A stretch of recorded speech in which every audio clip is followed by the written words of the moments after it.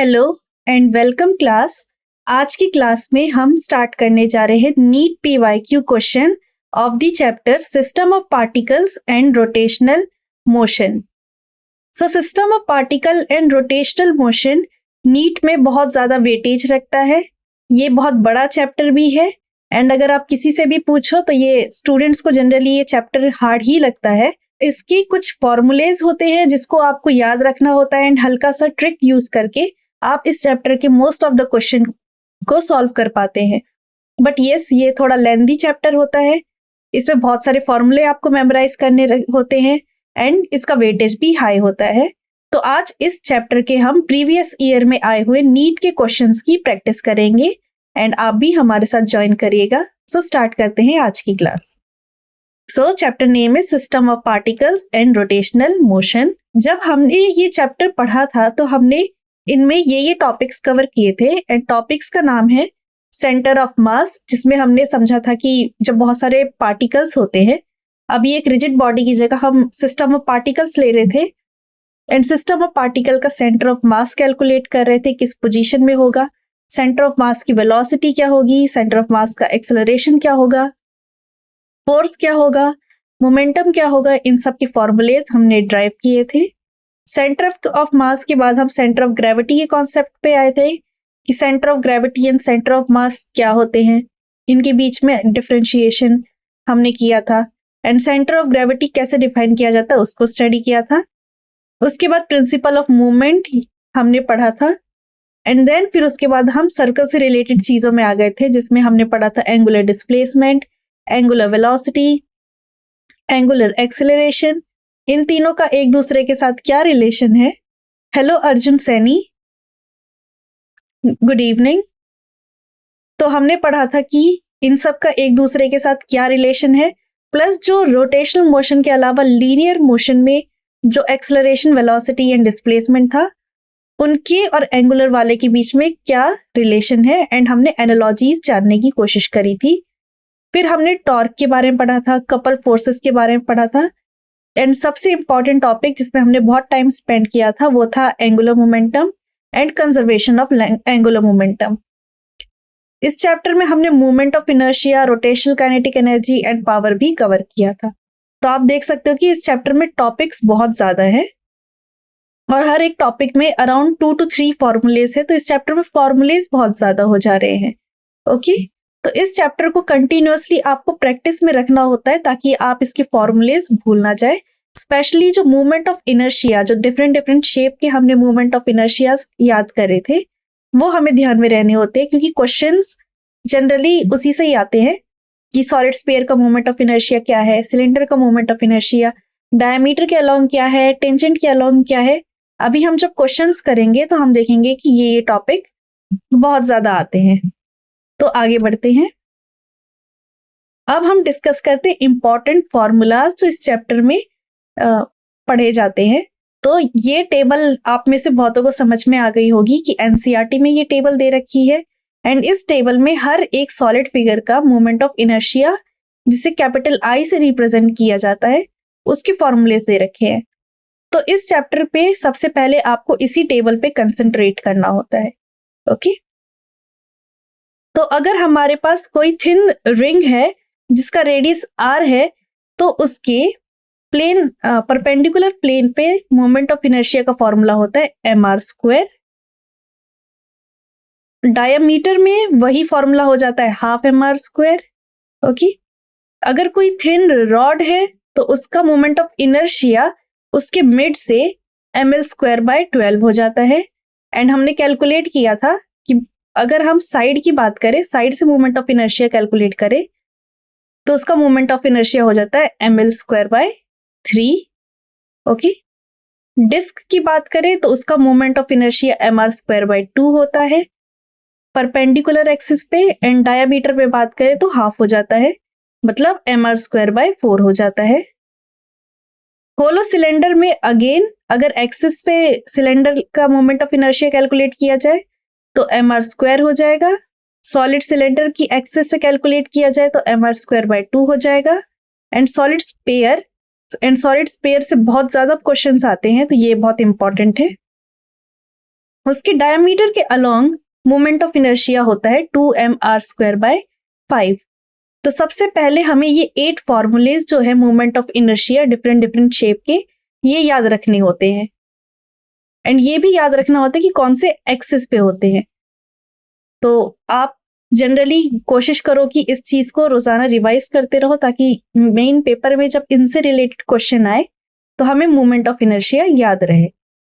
I hope ये information clear होगी आपको। Okay, axis and moment of inertia shape के साथ याद रहनी चाहिए हमें। अब इसके अलावा और कौन से इंपॉर्टेंट फॉर्मूले हैं? वेल, इस चैप्टर में बहुत सारे इंपॉर्टेंट फॉर्मूलेज हैं। ओके, अगर किसी पॉइंट मास का कोई शेप नहीं है, खाली पॉइंट मास है, उसका मोमेंट ऑफ इनर्शिया हमसे पूछा जाए तो हम सिंपली कहेंगे mr²। एंड याद रखना, जो रोटेशनल मोशन में मोमेंट ऑफ इनर्शिया वर्क करता है, वही लीनियर मोशन में वो वर्क सेम मास करता है। Mass and moment of inertia एक दूसरे के साथ जुड़े हुए हैं। जो वर्क मास करता है लीनियर मोशन में, वही वर्क मोमेंट ऑफ इनर्शिया करता है रोटेशनल मोशन में। एंड पैरेलल एक्सिस थ्योरम के बारे में आपको पता होना चाहिए कि अगर आपके पास कोई शेप है एंड यहां से हम एक लाइन खींच रहे हैं, उसके पैरेलल अगर कोई लाइन खींची, इनके बीच में डिस्टेंस d है, तो इस पैरेलल लाइन का मोमेंट ऑफ इनर्शिया निकालना हुआ तो वो सेंटर ऑफ मास से जाने वाला moment of inertia plus md² हो जाता है। क्लियर? परपेंडिकुलर एक्सिस थ्योरम भी था कि az equal to moment of inertia of ax plus I by, ये परपेंडिकुलर एक्सिस थ्योरम था। बट परपेंडिकुलर एक्सिस थ्योरम से उतने क्वेश्चंस नहीं आते हैं, इंपॉर्टेंट पैरेलल एक्सिस थ्योरम होती है, तो ये ध्यान रखना है हमें। ओके, अब हम आ जाते हैं अपने सेंटर ऑफ मास के फॉर्मूलेस में।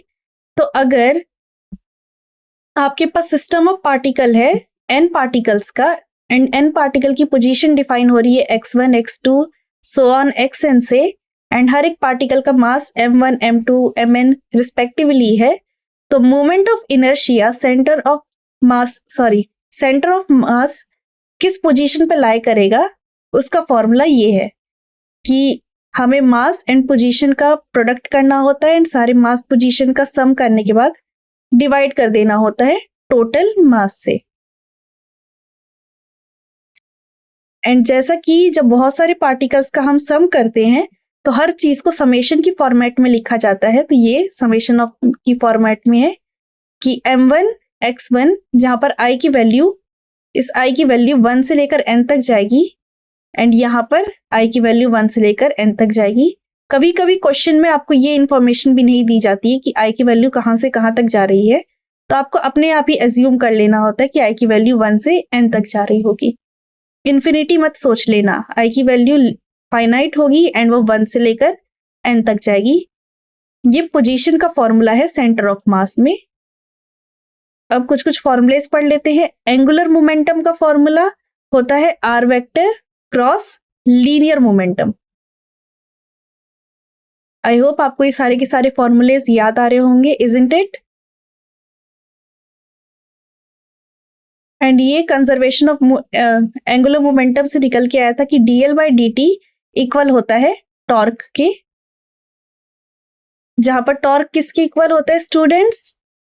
टॉर्क वेक्टर इक्वल होता है r vector cross f vector से। एंड इस चैप्टर के क्वेश्चन को सॉल्व करने के लिए आपको क्रॉस प्रोडक्ट भी बहुत अच्छे से याद होना चाहिए। इसके बाद मैकेनिकल एडवांटेज, ये हमने अपनी क्लासेस में पढ़ा था कि मैकेनिकल एडवांटेज क्या होता है। ये रेशो होता है load divided by effort. And आप अभी देखोगे कि इस फॉर्मूले से एक प्रीवियस ईयर क्वेश्चन भी आ रखा है, तो मैकेनिकल एडवांटेज का भी फॉर्मूला हम ध्यान में रखेंगे कि लोड अपॉन एफर्ट होता है। F1 यहाँ पर लोड फोर्स है और F2 एफर्ट है, एंड जो फोर्सेस है वो इनवर्सली प्रोपोर्शनल होते हैं डिस्प्लेसमेंट के, तो F1/F2 इक्वल हो जाता है d2/d1। ये सब हमने मैकेनिकल एडवांटेज टॉपिक में डीपली पढ़ा था। इसका general formula load upon effort होता है, ये हम ध्यान रखेंगे। आगे चलते हैं। अब यहाँ पर सेंटर ऑफ ग्रेविटी के बारे में बात करी जा रही है, जिसको शॉर्ट में सीजी भी लिखा जाता है। The total gravitational torque about the centre of gravity is 0। जो टोटल ग्रेविटेशनल टॉर्क होता है, जो कि सारे टॉर्क का सम होता है, वो 0 होता है उस पॉइंट पे, जिस पॉइंट को हम सेंटर ऑफ ग्रेविटी कहते हैं। सेंटर ऑफ ग्रेविटी के बारे में यही सबसे इंपॉर्टेंट इंफॉर्मेशन थी एंड इसी को हमें ध्यान रखना है।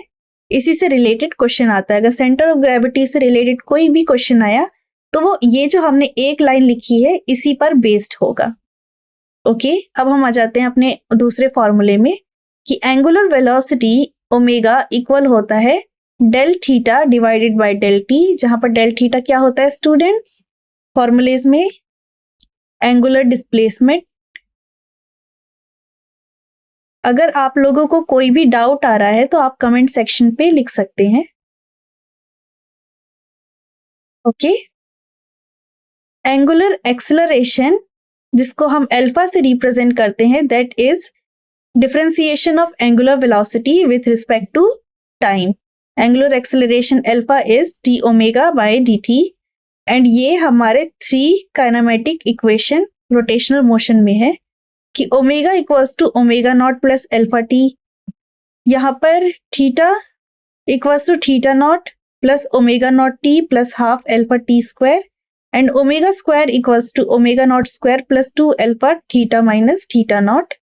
ओके, जहां पर ओमेगा की एनालॉजी किसकी है? वेलोसिटी की। थीटा की एनालॉजी डिस्प्लेसमेंट की, एंड एंगुलर एक्सेलरेशन की एनालॉजी एक्सेलरेशन से है। और भी मोमेंट ऑफ इनर्शिया की एनालॉजी मास से है, टॉर्क की एनालॉजी वर्क डन से है। ये सब हमने पढ़े थे क्लासरूम में, इस चीज का भी हमें ध्यान रखना है। ओके, अब नेक्स्ट पेज पे चलते हैं स्टूडेंट्स। वर्क डन इक्वल होता है टॉर्क इंटू डी थीटा, जहां पर टॉर्क फोर्स की तरह काम कर रहा है एंड डी थीटा डिस्प्लेसमेंट की तरह वर्क कर रहा है।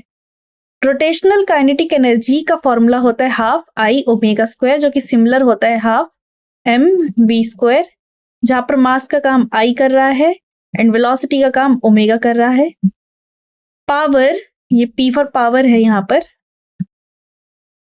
इक्वल होता है change in work done divided by time, and work done होता है टाउ इंटू डी थीटा, तो सो tau into D theta by D T, and D theta by D T omega हो जाता है, तो पावर का फॉर्मूला है टॉर्क ओमेगा।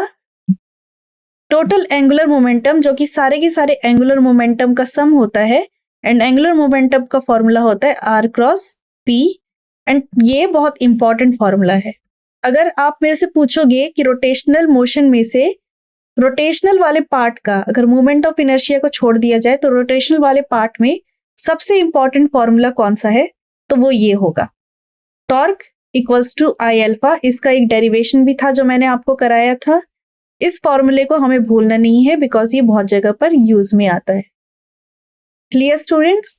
तो अभी तक हमने सारे के सारे इंपॉर्टेंट फॉर्मूलाज जो इस चैप्टर में होते हैं उसको डिस्कस कर लिया है। अब हम प्रीवियस ईयर नीट के क्वेश्चन स्टार्ट करेंगे।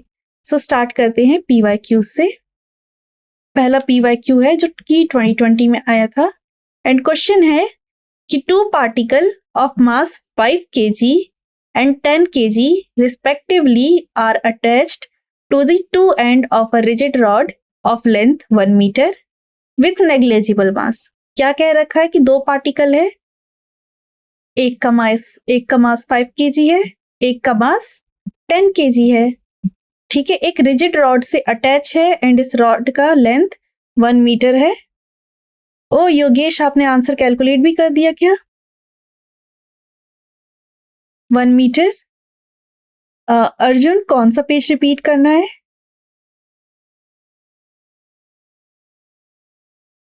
ओके, 2 मासेस हैं 5 kg एंड 10 kg, जिनके बीच की डिस्टेंस 1 मीटर है, और ये जो रॉड से अटैच हो रखा है वो रॉड का मास नेग्लेजिबल है। Centre of mass of the system from 5 kg particle. इस kg पार्टिकल से अगर इसको 0 ले ले एंड इसको 1 मीटर ले ले तो हमें इससे सेंटर ऑफ मास कैलकुलेट करना है। प्रीवियस पेज फॉर्मूलेज वाला, ओके। ये वाला पेज अर्जुन, सो आपको कोई डाउट है इसमें किसी फॉर्मूले में? एक तो हमने बताया कि टॉर्क एकदम फोर्स की एनालॉजी है।